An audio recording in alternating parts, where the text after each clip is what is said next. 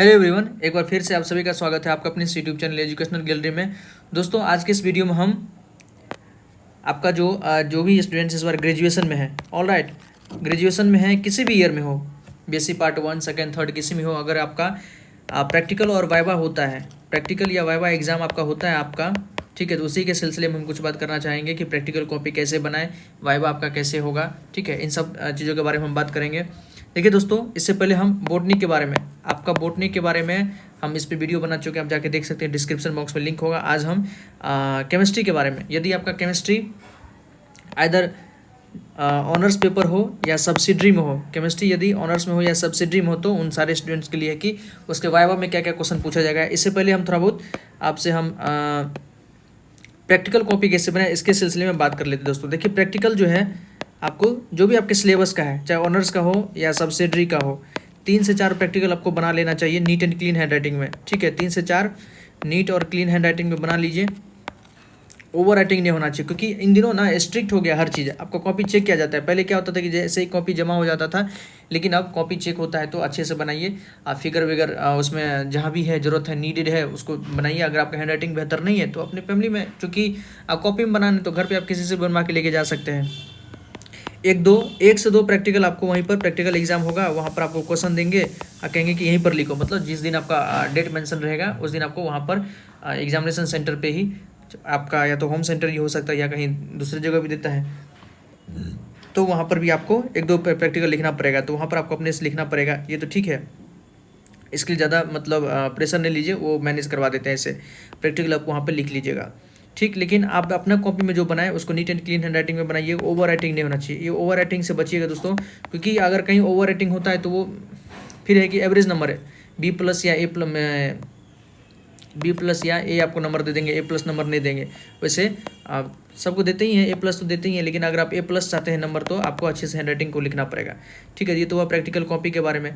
आज हम वाइवा में क्या क्या क्वेश्चन पूछा जाता है इसके बारे में बात करेंगे। देखिए दोस्तों, ये सारा क्वेश्चन मतलब ऑथेंटिक है और बेसिक्स क्वेश्चन हैं, और बेसिक्स ही पूछा जाता है। आपको लगेगा कितना बेसिक कैसे पूछा जाएगा, तो जिनको आता है तो उनके लिए तो बहुत ज़्यादा बेसिक है, लेकिन जिनको नहीं आता है ना, बहुत सारे स्टूडेंट्स को ये क्वेश्चन भी नहीं आता है, और इसलिए वो जो है, जो भी असिस्टेंट प्रोफेसर रहते हैं, एक्सटर्नल रहते हैं, वो बेसिक क्वेश्चन ही पूछते हैं, ताकि इतना ऑकवर्ड ना लगे उनको भी, ठीक है, कि बच्चे को ये सब भी नहीं आता है। अगर आपके सिलेबस से पूछ देंगे उस समय, तो निश्चित है कि बहुत सारे स्टूडेंट्स जो है वहाँ पर घबरा जाएंगे। लेकिन वो बेसिक क्वेश्चन पूछे, चूँकि उनको भी बाहर निकलना रहता है, उतना ध्यान भी नहीं रहता कि क्या क्वेश्चन पूछे ना पूछे, तो कम से कम इतना क्वेश्चन को तैयार करके जाइए, क्योंकि ये सब क्वेश्चन ना हम स्टूडेंट से पूछ के ही, मतलब बार बार मेरा मिलना जुलना रहता ही है बच्चों से, तो उनसे पूछ के ही हम लिए हुए। और मेरा अपना भी अनुभव है, हम भी जब ग्रेजुएशन में थे तो उन दिनों भी कुछ यही चीज़ सिलसिला चल रहा था, ठीक है। तो देखिए, कुछ क्वेश्चन हम आपको बता देते हैं। ये क्वेश्चन यदि आप तैयार करके जाते हैं तो आपके लिए बेटर रहेगा। देखिए दोस्तों, सबसे पहला क्वेश्चन तो यही पूछेंगे कि आप केमिस्ट्री में क्या पढ़ के आए हैं। यदि आपका केमिस्ट्री का प्रैक्टिकल होगा तो सबसे पहले वो आप मतलब ज़्यादा दिमाग नहीं लगाएंगे, आप ही से पूछ लेंगे, अच्छा केमिस्ट्री का प्रैक्टिकल है तो तुम ही बता दो तुम क्या पढ़ के आए हो।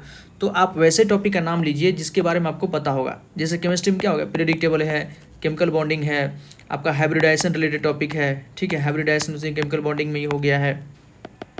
इसके अलावा आप कोऑर्डिनेट ज्योमेट्री है, ऑर्गेनिक इनऑर्गेनिक में कुछ बोल सकते हैं, कोऑर्डिनेशन कंपाउंड है, ये बोल सकते हैं, सॉल्ट के बारे में है, ये सब बोल सकते हैं, ठीक है। और ऑर्गेनिक में तो बहुत सारा बोल सकते हैं, एल्केन है, एल्कीन है, कोई भी फैमिली है, ये सब इधर उधर का बोल सकते हैं। जो आपको पता होगा उसके बारे में बोल दीजिए, नहीं पता है तो आप कम से कम पीरियोडिक टेबल बोल दीजिए। पीरियोडिक टेबल के बारे में तो आइडिया होना ही चाहिए, क्लास 9 से पढ़ रहे हैं, क्लास 10 से 6-7 से पढ़ रहे हैं, ठीक है। तो पीरियोडिक टेबल से 2-4 क्वेश्चन पूछ देंगे, सिंबल या इलेक्ट्रॉनिक कॉन्फ़िगरेशन लिखने को आपको छोड़ देंगे। नहीं तो क्या कीजिए, मान लीजिए आप अपने पहले वाले, जैसे आपका रोल नंबर अगर 14 है तो 9 या 10th वाले, मतलब अपने से पहले वाले किसी स्टूडेंट्स की दोस्ती कर लीजिए, मतलब जिस दिन प्रैक्टिकल होगा या उससे पहले भी, ताकि वो अगर पहले आपसे पहले दे के आए तो उससे पूछ लीजिए कि भाई तुमसे कौन सा क्वेश्चन पूछा है। यूजुअली क्या होता है कि वही क्वेश्चन आपसे भी रिपीट कर दिया जाएगा, ठीक है, तो ऐसा भी कर सकते हैं।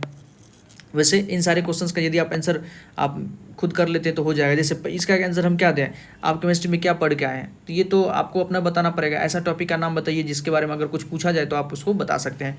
तो आपको पीरियोडिक टेबल हो गया, केमिकल बॉन्डिंग है, इसमें से कोई आसान टॉपिक लगता है, ठीक है। केमिकल बॉन्डिंग में आयनाइजेशन एनर्जी के बारे में यदि आपको पता है उसके बारे में बता दीजिए। इलेक्ट्रॉन एफिनिटी के बारे में हो, इलेक्ट्रोनेगेटिविटी के बारे में हो, इसके अगर बारे में अगर कुछ पता हो तो ये सब बता दीजिए। आयनिक कंपाउंड को, कोवेलेंट कंपाउंड के बारे में अगर कुछ पता हो कि सर हम कोवेलेंट कंपाउंड पूछ के पढ़ के आए हैं, तो ऐसा ही क्वेश्चन पूछ लेंगे, ये तो आपको खुद से मतलब तैयार करना होगा कि ऐसा क्या नाम बोलेगी जो आपको पता होगा। एक बार बुक देख के देखिए, नोट्स वगैरह होगा तो उसको देख के देखिए कि आपको किसके बारे में पता है। नेक्स्ट क्वेश्चन है, देखिए what is the atomic number and symbol of. Most common question यही पूछ देते हैं कि बताइए, चलिए एटॉमिक नंबर और सिंबल बताइए इन सारे एलिमेंट का। तो जैसे कार्बन, तो कार्बन का एटॉमिक नंबर कितना होता है, 6 होता है। सिंबल क्या होता है दोस्तों, सी होगा कार्बन का। सोडियम एटॉमिक नंबर कितना होता है, 11 और Na इसका सिंबल है। पोटेशियम का एटॉमिक नंबर कितना होता है, 19 होता है और K इसका सिंबल है। आर्गन कितना होता है, Ar होता है और 18 इसका एटॉमिक नंबर है। क्रोमियम 24 होता है और सिंबल क्या होता है, Cr होता है। कॉपर कितना होता है, 29 होता है और Cu इसका सिंबल है। तो ये आप लिख लीजिए, या तो आपको पता ही होगा, नहीं पता है तो इसको कम से कम 1 से लेकर 30 तक आपको पीरियोडिक टेबल का सारा मतलब एलिमेंट का नाम पता होना चाहिए। वैसे तो पूरा आना चाहिए, चूँकि आप ग्रेजुएशन में है, किसी भी पार्ट में, पार्ट 1 पार्ट 2 पार्ट 3 में यहाँ से क्वेश्चन तो आता ही है आपके टॉपिक से भी। नहीं तो कम से कम 30 तक तो आपको मतलब मुंह जबानी याद होना चाहिए हर चीज़। इसका इलेक्ट्रॉनिक कन्फिग्रेशन क्या होगा, वैलेंसी किसका क्या होता है, कौन किसके साथ किस प्रकार का कंपाउंड बनाता है, ऑक्सीडेशन स्टेट किसका क्या होता है, कोऑर्डिनेशन नंबर क्या है, इन सब चीज़ के बारे में आपको पता होना चाहिए। नेक्स्ट देखिए, राइट इलेक्ट्रॉनिक कन्फिग्रेशन ऑफ। इन सब का इलेक्ट्रॉनिक कन्फिग्रेशन आपसे पूछ सकता है। सबसे पहला है क्रोमियम। क्रोमियम का यूजुअली पूछते हैं क्योंकि क्रोमियम में क्या होता है ना, थोड़ा एक्सेप्शन है। क्रोमियम का एटॉमिक नंबर होता है दोस्तों 24। तो अगर हम लिखे तो 1s2, 2s2, 2p6, 3s2, 3p6, 4s1 और 3d5। देख लीजिए कितना इलेक्ट्रॉन हो गया है, 2 2 4 6 10, 2 12 6 18 19 5 24। तो ये होता है आपका क्रोमियम का इलेक्ट्रॉनिक कन्फिग्रेशन। नेक्स्ट हमारा है कॉपर का। कॉपर का भी कुछ इसी प्रकार से होता है। कॉपर Cu होगा। कॉपर क्या हो जाएगा, Cu।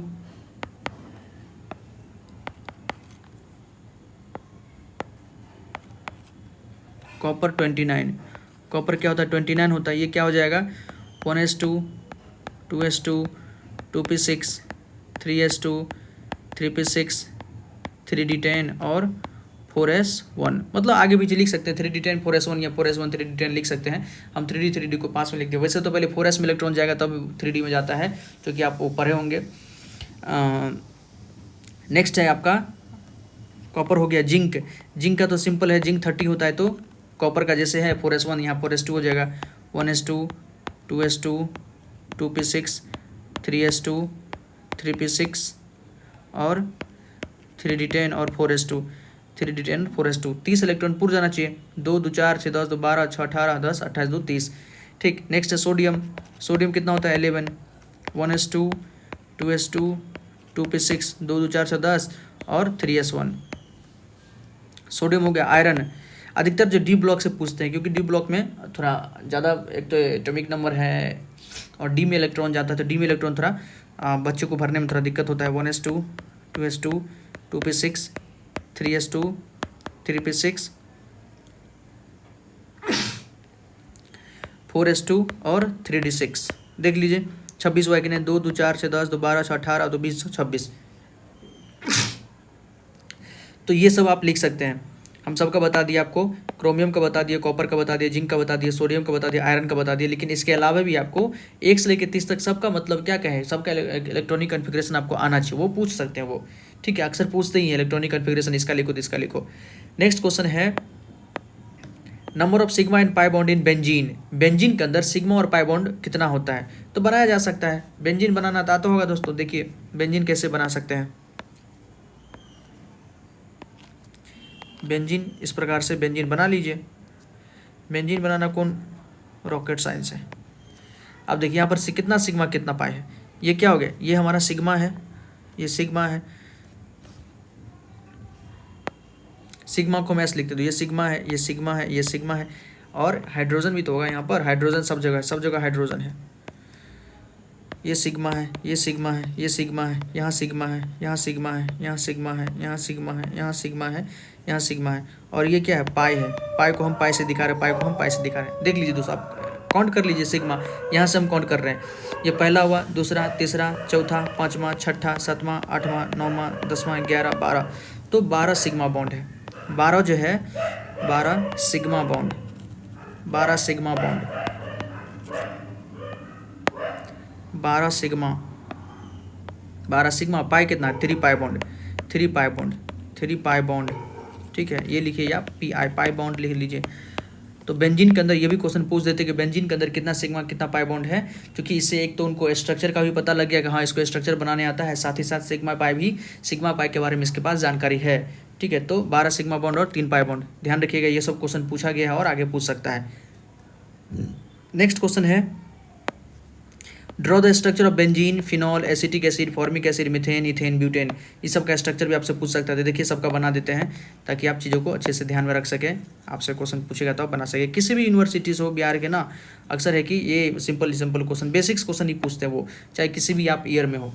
सबसे पहले देखिए बेंजीन अभी बना है। बेंजीन क्या होता है दोस्तों हमारा, ये बना दीजिए, बीच में सर्कल डाल दीजिए, या यही अभी जो बनाए थे 3 पाई जहाँ पर था, यहाँ यहाँ यहाँ, ये क्या हो गया हमारा, ये हमारा बेंजीन हो गया, बेंजीन। नेक्स्ट है फिनॉल, तो फिनॉल क्या होता है, बेंजीन के ऊपर OH ग्रुप लगा देते वही हमारा फिनॉल हो जाता है। ये बेंजीन है, इसके ऊपर OH ग्रुप लगा दीजिए, ये क्या हो गया हमारा, फिनॉल हो गया, फिनॉल हो गया। नेक्स्ट क्या है,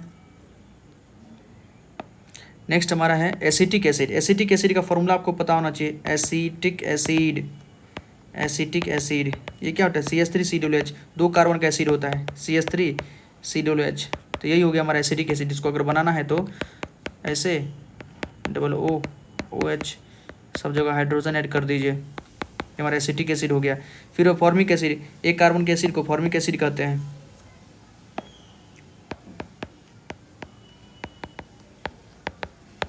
फॉर्मिक एसिड, फॉर्मिक एसिड क्या होता है, HCOOH। वो पूछ भी सकते हैं एसिटिक एसिड किस में पाया जाता है, तो विनेगर के अंदर, याद रखिएगा विनेगर जो सिरका होता है विनेगर, इसके अंदर एसिटिक एसिड पाया जाता है। और फॉर्मिक एसिड किसके अंदर पाया जाता है, तो ये पाया जाता है आपको एंट के स्टिंग में, चींटी का जो स्टिंग होता है एंट के स्टिंग में, चींटी के स्टिंग में यही होता है, HCOOH। ये हमारा फॉर्मिक एसिड हो गया। नेक्स्ट क्या है दोस्तों, मीथेन, इथेन, ब्यूटेन। तो मीथेन, इथेन, मीथेन का क्या होगा, मीथेन अगर लिखें मीथेन, तो मीथेन का होता है CH4। इसका स्ट्रक्चर क्या बनाना, बचपन से पढ़ रहे होंगे। इथेन, इथेन क्या होता है, C2H6, C2H6, 2 कार्बन बना दीजिए, C2H6 इथेन हो गया, हाइड्रोजन लगा दीजिए। ये तो हम सेचुरेटेड बनाए, वो अनसेचुरेटेड भी पूछ सकते हैं। नेक्स्ट क्या है, ब्यूटेन। ब्यूटेन तो 4 कार्बन का है, ब्यूटेन मतलब C4H10 बनाया जा सकता है, 1 2 3 4, और सब जगह हाइड्रोजन लगा दीजिए। C4H10 क्या हो गया हमारा दोस्तों, ये ब्यूटेन हो गया। ये सब आना चाहिए, ये सब बेसिक्स है, ये सब क्वेश्चन पूछा गया है, आगे भी पूछ सकता है, लेकिन इतना अगर नहीं पता है तो मतलब थोड़ा दिक्कत वाली बात है दोस्तों, इसको आप अच्छे से लिख लीजिए। नेक्स्ट हम देख रहे हैं write name of 5 acid, base and salt. 5 acid का नाम बताइए, 5 बेस का नाम बताइए, 5 सॉल्ट का नाम बताइए। तो आसानी से बताया जा सकता है। देखिए एसिड का अगर नाम देखें, इधर एसिड देखते हैं, इधर बेस देखते हैं, और इसी दोनों के रिएक्शन से क्या बनता है, सॉल्ट बनता है। तो इधर सॉल्ट देख लेते हैं, मान लेते हैं इधर लेते हैं HCl। एसिड में हमारा हाइड्रोक्लोरिक एसिड हो गया, H2SO4 हो गया, HNO3 हो गया, नाइट्रिक एसिड हो गया। ठीक, अभी देखे थे एसिटिक एसिड हो गया, CH3COOH देखे थे, और H2CO3 देख लीजिए, कार्बोनिक एसिड देख लीजिए, 5 एसिड हो गया। इसके अलावा बहुत से, फॉर्मिक एसिड हो गया आपका, ऑक्जेलिक एसिड हो जाएगा, एसिटिक एसिड हो गया। बेस में देख लीजिए, बेस में क्या हमारा sodium hydroxide NaOH, potassium hydroxide KOH, calcium hydroxide CaOH का होल ट्वाइस। ठीक, मैग्नीशियम हाइड्रोक्साइड MgOH का whole twice, ammonium hydroxide NH4OH हो गया।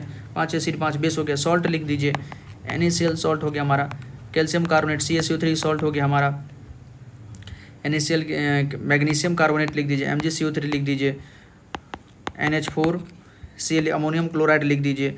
इधर से उधर रिएक्शन करा के तो बना ही सकते हैं, और बना सकते हैं कैल्शियम सल्फेट CaSO4 लिख दीजिए, कैल्शियम सल्फेट बना दिए, CaSO4 कैल्शियम सल्फेट बना दिए।